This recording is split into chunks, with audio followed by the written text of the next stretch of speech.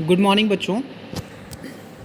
Second chapter का second topic है समंजन क्षमता। तो पहले आपने मानव नेत्र के बारे में पढ़ा है और उसको अपनी कॉपी में डायग्राम सहित लिख भी दिया होगा और बना भी दिया होगा। अभिनेत्र लेंस रेशेदार जेलीवत पदार्थ का बना है। उसकी वक्रता में कुछ सीमाओं तक पक्षमावी पेशियों द्वारा रूपांतरण किया जा सकता है। तो अभिनेत्र लेंस जो हमारी आंखों में लेंस है उसके बारे में बात कर रहे हैं कि जेली जैसे एक टॉफ़ी भी आती है जेली, तो जिस जैसे मटेरियल लचीला रहता है, मतलब उसको हम हल्का सा वो पिंच भी करेंगे, अगर उसको पिंच करेंगे तो वो दबता भी है और एकदम से थोड़ा मतलब वो एकदम द्रव भी नहीं है और एकदम ठोस भी नहीं है। तो इस तरीके के मटेरियल को जेली वह पदार्थ का बना है। इस वक्रता में कुछ सीमाओं तक पक्षमावी पेशियों द्वारा रूपांतरण किया जा सकता है। वक्रता मतलब जो इसका कर्व है उसको हम घटा बढ़ा सकते हैं। यह है लेंस, अभिनेत्र लेंस। अगर ये है हमारे पास तो इसको हम बड़ा भी कर सकते हैं और इसको हम छोटा भी कर सकते हैं। डिपेंड करता है कि हमें ज़रूरत कैसी है, उस हिसाब से ये खुद को एडजस्ट कर लेता है। तो अगर हमें दूर की चीज़ें देखनी है तो उस हिसाब से एडजस्ट करेगा, नज़दीक की चीज़ें देखनी है तो उस हिसाब से एडजस्ट करेगा। तो कहने का मतलब है कि अगर हम इसकी वक्रता को बढ़ा सकते हैं, घटा सकते हैं, तो डेफिनेटली हम इसकी त्रिज्या को भी कम या ज़्यादा कर सकते हैं। इस बात को आप समझ पा रहे होंगे। अभिनेत्र लेंस की वक्रता में परिवर्तन होने पर इसकी फोकस दूरी परिवर्तित हो जाती है। वक्रता मतलब अब ये छोटा है अगर तो उसकी फोकस दूरी कुछ और होगी, और बड़ा है अगर तो फोकस दूरी कुछ और होगी, इस तरीके से। तो देखिए समझते हैं इसको। जब पेशियाँ शिथिल होती हैं तो अभिनेत्र लेंस पतला हो जाता है। जब जो हमारी आँखों में पेशियाँ हैं जब वो फैलती है तो अभिनेत्र लेंस पतला हो जाता है। इस प्रकार की इसकी फोकस दूरी बढ़ जाती है। इस स्थिति में अब जब फोकस दूरी बढ़ जाती है तो दूर रखी वस्तुओं को स्पष्ट देख पाने में समर्थ होते हैं। फोकस दूरी कब बढ़ेगी बच्चों? जब अभिनेत्र लेंस पतला होगा।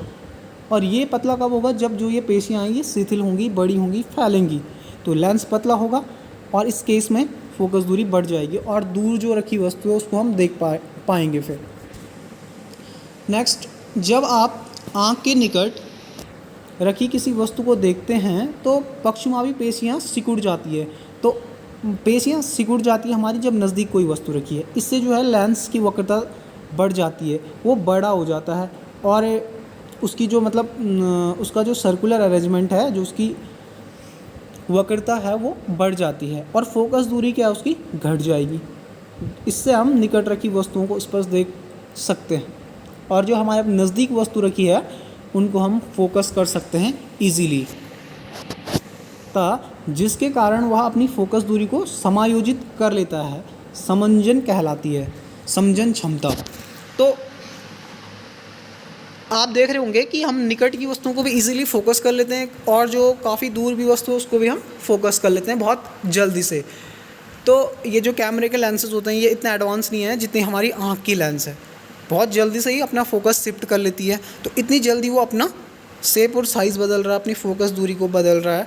तो ये जो इसकी क्षमता है इसको हम समंजन क्षमता कहते हैं। अभिनेत्र लेंस की फोकस दूरी एक निश्चित न्यूनतम सीमा से कम नहीं होती। अभिनेत्र लेंस जो है इसकी एक फोकस दूरी की लिमिट है, इतना ही कम हो सकता है, इससे ज़्यादा कम नहीं होगा। जैसे आप देख रहे हैं कि अगर हम एक प्रैक्टिकली देखते हैं कि कागज़ पे कुछ लिख के उसको आँख के बहुत नज़दीक लाएंगे तो हम उसको क्लियर नहीं पढ़ सकते हैं। तो कम से कम जो दूरी है जहाँ पे हम सुस्पष्ट देखने के लिए आपको इसे नेत्र से कम 25 सेंटीमीटर दूर रखना होगा। तो ये जो 25 सेंटीमीटर की डिस्टेंस है ये सबसे कम दूरी है जहाँ पे हमारी आँख जो है स्पष्ट देख सकती है। और फिर इसके बाद दूर 25 सेंटीमीटर से नज़दीक लाओगे तुम किसी चीज़ को तो फिर वो उसको देख पाने में असमर्थ होगा, हम उसको स्पष्ट नहीं पढ़ सकते हैं। मतलब वह न्यूनतम दूरी जिस पर रखी कोई वस्तु बिना किसी तनाव के अत्यधिक स्पष्ट देखी जा सकती है उसे सुस्पष्ट दर्शन की अल्पतम दूरी कहते हैं। ये एग्ज़ाम में पूछा जाता है बच्चों। सुस्पष्ट दर्शन की अल्पतम दूरी कितनी सेंटीमीटर है मानव नेत्र के लिए, मानव नेत्र के लेंस के लिए? तो आपको 25 सेंटीमीटर ध्यान में रखना है कि 25 सेंटीमीटर पे हम स्पष्टता किसी वस्तु को बिना किसी तनाव के देख सकते हैं, मतलब कोई दिक्कत नहीं होगी हमें। इस नेत्र का इसे नेत्र का निकटतम बिंदु भी कहते हैं। तो ये नियरेस्ट पॉइंट है नेत्र का 25 सेंटीमीटर। तो किसी सामान्य दृष्टि के तरुण वयस्क के लिए निकट बिंदु आँख से दूरी 25 सेंटीमीटर होती है। इसको आप ध्यान में रखेंगे। वह दूरतम बिंदु जिस तक कोई नेत्र वस्तुओं को स्पष्ट देख सकता है नेत्र का दूर बिंदु या फार पॉइंट कहलाता है। सामान्य क्षेत्र के लिए यह अनंत दूरी पर होता है। सामान्य नेत्र के लिए अनंत दूरी पर होता है। तो अनंत मतलब कहाँ तक हम देख सकते हैं, फार पॉइंट जो हमारा इन्फानाइट है, अनंत की दूरी तक हम स्पष्ट देख सकते हैं, और नज़दीक जो है 25 सेंटीमीटर, आपको ध्यान में रखना। इस प्रकार आप नोट कर सकते हैं कि एक सामान्य नेत्र 25 सेंटीमीटर से अनंत दूरी तक सभी वस्तुओं को सुस्पष्ट देख सकता है। तो ये चीज़ आपको इसमें ध्यान रखनी है। नज़दीक जो हम 25 सेंटीमीटर में देख सकते हैं और दूर जो है अनंत तक हम उसको देख पा रहे होंगे। कभी कभी अधिक आयु के कुछ व्यक्तियों के नेत्र का क्रिस्टलीय लेंस दूधिया तथा धुंधला हो जाता है।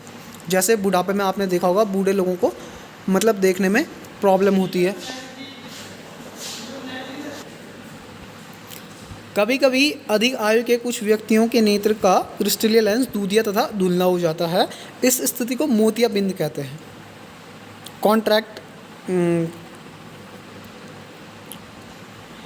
मोतियाबिंद कैटरैक्ट कहते हैं। इसके कारण नेत्र की दृष्टि में कमी या पूर्ण रूप से दृष्टि क्षय हो जाती है। मतलब ये है कि हमें लेंस में कुछ इश्यूज आते हैं, वो जो है जैसे आदमी की जैसे जैसे एज बढ़ती है वैसे वैसे प्रॉब्लम्स आती है। तो धुंधला दिखता है उससे, या फिर सफ़ेद कलर दूधिया जैसे वो जो लेंस है हमारी वैसे हो जाती है सफ़ेद, तो उसको हम मोतियाबिंद कहते हैं। इसके कारण नेत्र में दृष्टि कभी जो है हमें पूर्णतः क्षय होने का भी आशंकित हो जाती है लेंस इससे, कि आदमी अंधा भी हो सकता है। मतलब मोतियाबिंद की शल्य चिकित्सा के पश्चात दृष्टि का वापस लौटना संभव होता है। तो अब इसका ट्रीटमेंट भी है, वैसे पॉसिबल है कि आदमी जो है उसका ट्रीटमेंट ले सके, पर धीरे धीरे एज के साथ जो है लेंस वैसे वैसे डैमेज हो जाती है।